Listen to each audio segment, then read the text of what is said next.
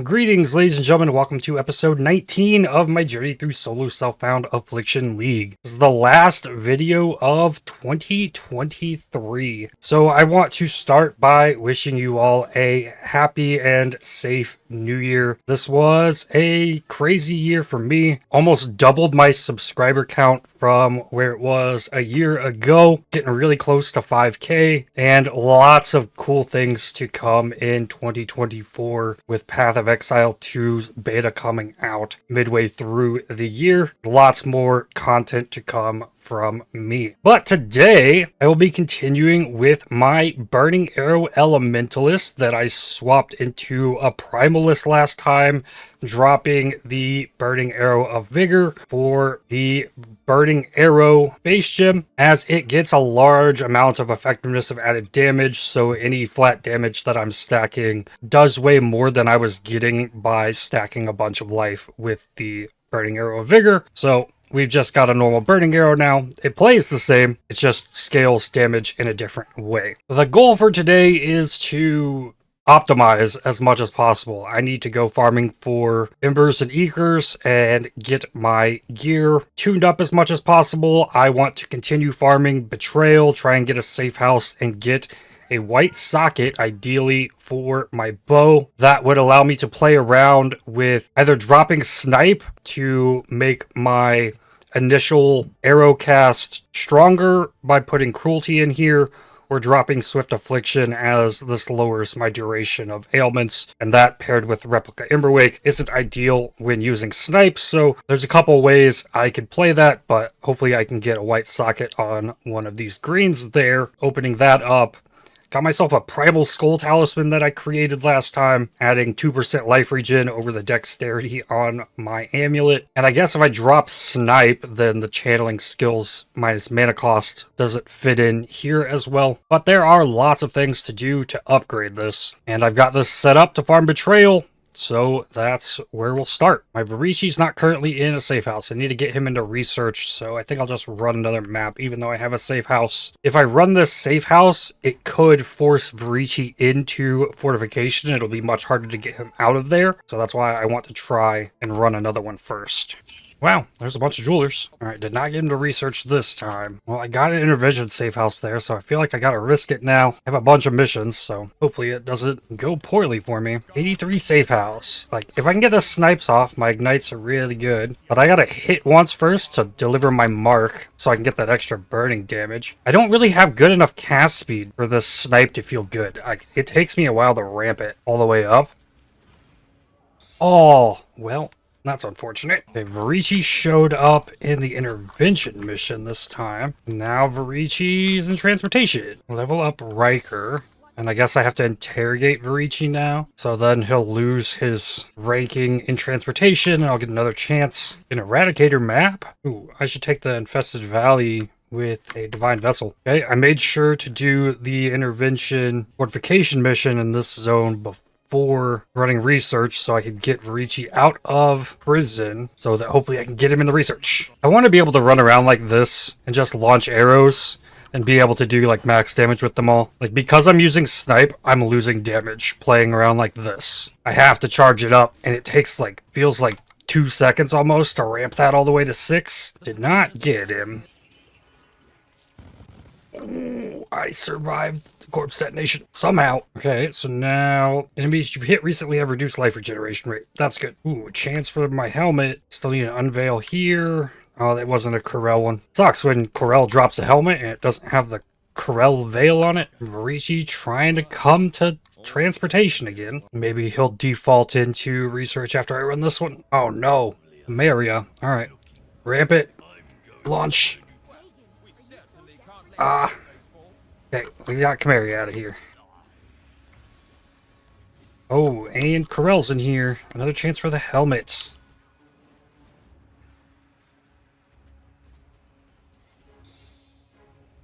Nope, that's not a helmet. Okay, Corel stayed. 5 unmaking orbs. Primal Huntress. Accuracy if you've dealt crit strike. War Cries grant rage. Chaos res per endurance charge. That's pretty cool. Hey, Varishi's here. Oh, where is he? Okay, I think I got him. Yes, upgrade him. All right, that's 3 white sockets. Now I just got to complete safe house. And I can run that other safe house now. It's time I put my watchstones back in. I'm out of white missions, only 2 yellows left. I can start moving up into the higher tier maps more consistently. And I should be running Exarch Influence. I think that's the one I need more. Helmet. Corel's Veiled. Me up. Nope. Yeah, 10% quality of socketed gems weapon. This is used to level exceptional gems. Since they get XP for quality, you can use this in the offhand. There we go. Nice gems leveling and hitting level 20. There's so much just like random currency coming from these empowered monsters. Maybe that should be the way I go about trying to get my chromes stacked back up. I've considered going back to picking up chrome items, but it's really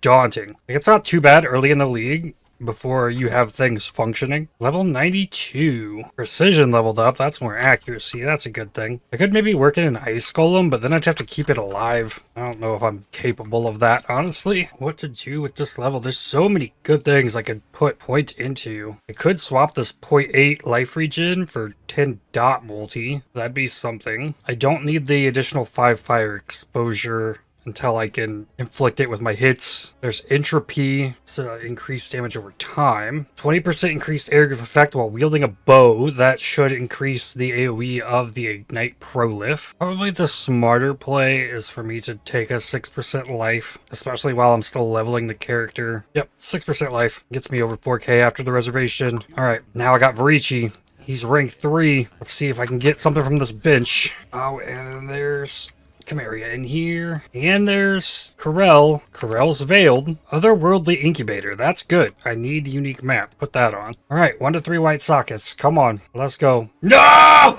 Okay. Well, rip. Okay, maybe the helmet. Hook me up on the helmet. Yeah! Fizz taking his fire. Unlocked. Okay. That's something. Movement speed if you haven't been hit recently. Unlocked. These boots are interesting all of a sudden. Even though they're a terrible base. Alright, that's gonna cost me my Exalt. Let's go. And only gave me 7 because of course. I have a way to farm exalts too. I've been saving them. Like, I haven't sent it on Harbingers yet because getting fracturing orbs is like, that's going to be an all league thing. Farming Harbingers. And once I get this build worked out, it's going to be really fun, I think. Actually digging into some of these farming strats for the Wildwood stuff. Okay, so Varici's already in research again. Level 20 on my snipe. Oh, here, more support gems. I need to flip those. And I need chromes now. If I get another safe house, I have to recolor my bow because I can't put white sockets on something that already has white sockets. I really don't have many support gems on me, actually. I need to flip the Ignite Prolif, the Swift Affliction. I'm going to drop the mark on hit, but I guess I'll flip it. I can flip my Eternal Blessing, GMP, finish leveling my Mirage Archer. 1 Ember for the helmet, fire to spells, chance to shock. How does a T3 Catalyst chest look? Okay, only 4.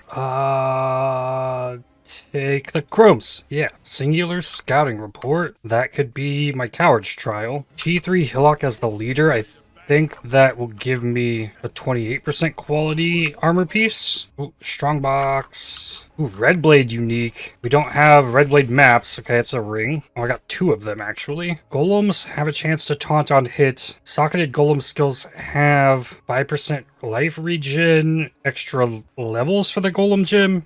They'd still die, I think. Yeah, 28%. So I'm going to upgrade these gloves that I was using on the Warlock version of the build. 10 more energy shield on it. Divine Orb. Oh yeah, I got that scouting report. Let me see. Coward's Trial. Okay, that's huge. I still need a Malcoon as well, but that's easier to get.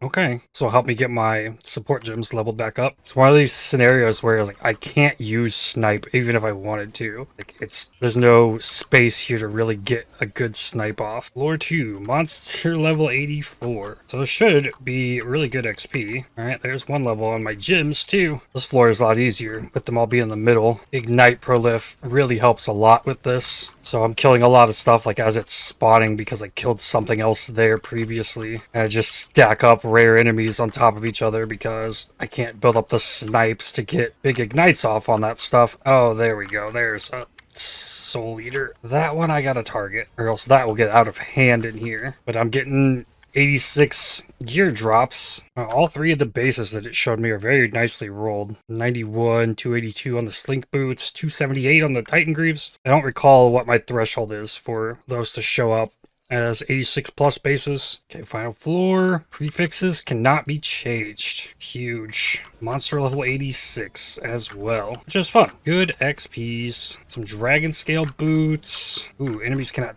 die aura. That's yikes. Imperial Claw. The Incubator gave me a Wakawai Rua. Okay, here's the boss. Can I snipe? Yeah, I got one. Oh yeah. Oh yeah. Good damage. I wish I saw my Frost Blink on this build so I could charge up a snipe and then blink inside this. So I need to store this stuff as bases. This passive point as well. I'm going to throw it in right here. I know eventually I'll swap into crop rotation. Fine orb. Enslaver map. Oh, incandescent invitation. Research members retreat to safe house. Okay, I have another T3 Varici. Okay, how many chromes do I have? 78. All right, I think the most efficient way to do this was one red, one blue, and hope to hit the other blue. Let's go. I hit an extra blue. Well, I guess in that case, Swift Affliction just becomes Combustion. And I still go try this because that's not what I want either. Technically, I could try out the Swift Affliction plus Combustion. How bad is this mana cost? 30? That's not great. I think I gotta stick with the snipe because I can actually use it. 5 more unmakings. Here's the white sockets. Come on, what we got? All right, there we go. That's what I wanted. So then Combustion goes back out and I bring Cruelty in. That also needs flip. All right, so going to the map without snipe, I got Swift Affliction in. And I guess with the mana leech, I'm doing okay. But yeah, with the mana cost on the stuff from the Arcanist brand, it's a little problematic still. I mean, the damage still feels fine. So rare enemies, like it's just better. Like I have better, easily applicable ignites against rare enemies. Like, snipe absolutely might be better against bosses for like big single target stuff. So maybe I keep it and have the ability to swap. The only like big issue is the mana cost. I mean, I'm still decently happy with the boss damage. Could be way worse. Well then, I got hits cannot be evaded. I got the bow. Colors correct. I got the Helmcraft. Think that means I can back out of Betrayal. The next thing I need the most is Exarch Embers. So let's grab the pack size. Chance to duplicate those. And then with 5 more points, send this into crop rotation. I currently have 1. I can throw that on my boots. Chance to avoid freeze. I'm gonna grab a decoy totem. Get that leveling. I pulled up Craft of Exile here to make sure what I'm looking for is actually a Searing Exarch implicit. It's not. It's an Eater implicit that I need on these gloves for the fire exposure. Since I just put the Atlas passives in for Exarch, I'll get a few Exarchs before switching it. Level 93. This level I'll also take a 6% life. I got a boss. It's got 10 Blister Lords with it, but I got one. This is probably a situation where I should use the snipe, but we'll see how this goes. Oh, that's gonna be so many. It's okay, I can kite here. And it's fine. Like, just one little tap. They've got the stuff. Oh, I gotta watch out for the boss one. There's so much life force I just got from this. And I'm taking down the boss. Like, it's got hexproof as well, so I'm not getting my flammability off on it. Just the exposure. Oh. I feel like if I was trying to use snipe here, I'd be getting overwhelmed. Especially since I'm being maimed in this map. Come on, Mr. Janard the Omen. What you got for me? Uma Pursuit. No Grove. I looted 1644 Primal Life Force from that, though.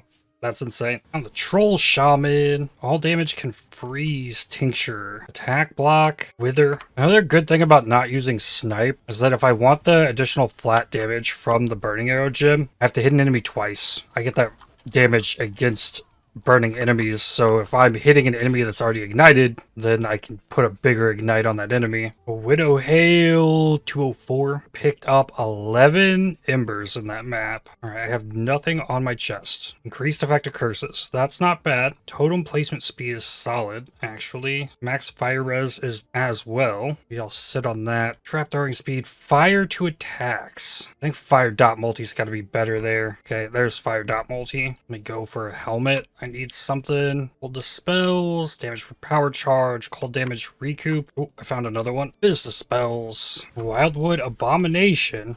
I think that just like randomly shows up somewhere. 27% shock. And some charms. No. Overkill leech, base crit, and max power charges. Not bad. Dark offering. Oh, I have to push multiple of these? What is this? Oh, did I just find the boss? Oh, I don't have these. Oh, okay. Well, sure. What is this? Okay, defeat King in the Mists. Okay, it did give me that. Okay, King in the Mists. I need to read the things he does to me, I guess. My damage is okay. Unless there's multiple phases to this. Say what? So he teleported away and then came back? I need to make sure I have the exposure down. Stop moving or you'll be imprisoned. It's red.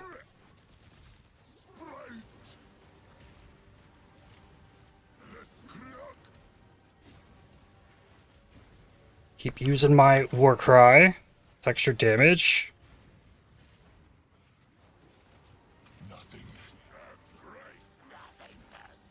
Embrace nothingness. Oh, oh! Keep running.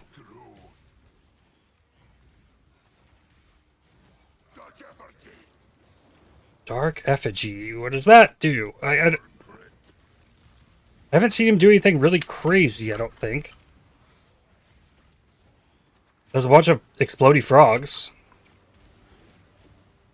Oh, I just got hit by the first exploding toad.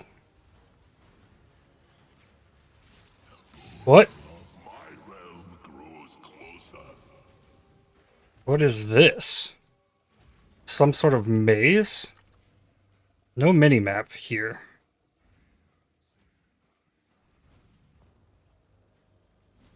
Hey, what? What?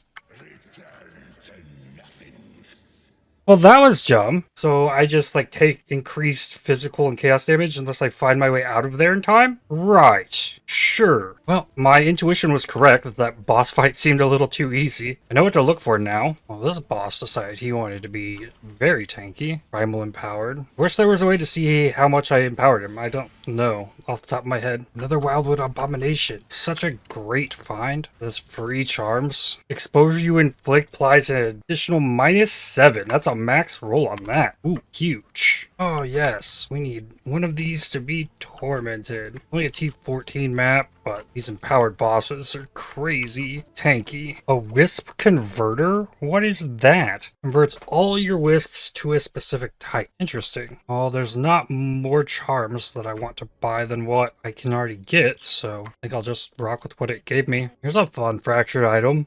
Orc mace with extra reduced enemy stun threshold. Pretty nifty. 4 more implicits. Try to get something on the helmet. Minion move speed, damage for power charge, minions move speed, fire recoup his life. What about boots? Ooh, scorch. Well, that's interesting idea. And it's eater for faster ignites there. I think I'll settle with the fire recoup on the helmet. And then hit more on makings and flop this to the other side. Got the eater pack size. 20% eater alter chance is really good. Don't know how necessary it is to use that at the moment. I think what I'm gonna do, refund 2 of these map drop duplications. I'm gonna throw this in here for improved offering of the goddess. Let's see if I can find those. Ooh, lots of charms. Global blind on hit, so that works with spells. That's cool. None of these are amazing. Probably the best one is this reduced effect of non-damaging ailments. Golem effect. Cosprey's chest. Defeat a map boss affected by at least 2 wisp types. That must have been a count that I needed. Mission accomplished, I guess. Perfect Dark Reaper. Can inflict bleeding up to 16 times and reduces enemies' life regen rate. Huh. That's interesting. Burning Arrow, hit level 20. 3 Eekers, let's go. Damage per inch is converted. Cold Leech. 4 Greater Eekers. Writhing Invitation. Well, this is 5 tries. Impale, Fire Conversion, Chaos Conversion, Overwhelm, Cold Leech. Hydra, Exalted Orb, Duplicated Hunter Maps. I really need to stop doing this Wildwood thing. It keeps getting me killed. I haven't really been getting XP. Arrogance hit level 20. Oh, come on. Here we go. Finally, an altar. Decently early in the map. Oh, another one. Extra chance for the Eekers. Kirax Memory of Farl. Another one for Eeker chance. What I'm talking about. I think that it is 20. Yep, I may finally be able to fine-tune this build how I want it. Come on. Give me fire exposure. That's cold exposure. Hail, overwhelm, accuracy, poison, blind, impale, exert, conversion, poison, evasion, wither, cold exposure, wither, fire leech, chaos leech, accuracy. I guess I gotta keep try it. Improved offering to the goddess. Of course, it's got to be a piercing truth. What we got? Gift to the goddess. Ooh, I just go run that? I think that gives me like 8 uses of the font. So I could like quality all my stuff up. I should wait till I get my exposure though. Keep doing what I'm doing. 2 fracturing shards. Let's go. 7 out of 20. Another improved piercing truth. Ah, it's worth it, I think, for the gift to the goddess. Because that alone is 4 lab runs in 1. Tribute to the goddess. Labyrinth's rewards have been enriched. Not sure what that one means.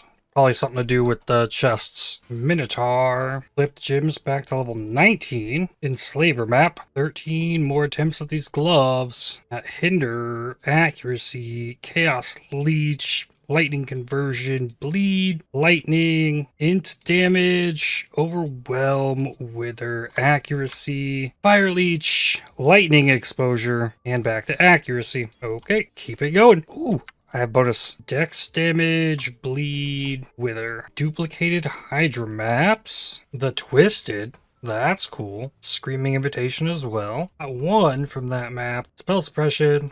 Back where we started with it. Constrictor. Oh, it gave me Eekers, but at the end of the map. Well, there's 1 at least. Got 1 more. Evasion from helmet and boots. Bleeding, maim. Here we go. Chance for grands. Old iron point. Only ended up with 4. It's converted to lightning. Accuracy. Evasion. Chance to poison. The Watcher. Been a while since I've seen one of those. The 7th one of these maps as well with influence, and they're all rare. This is not a common div card. Well, I guess this is going to be the last map. I'm going to get my level in here, so I guess that's a place to stop even if I can't get this.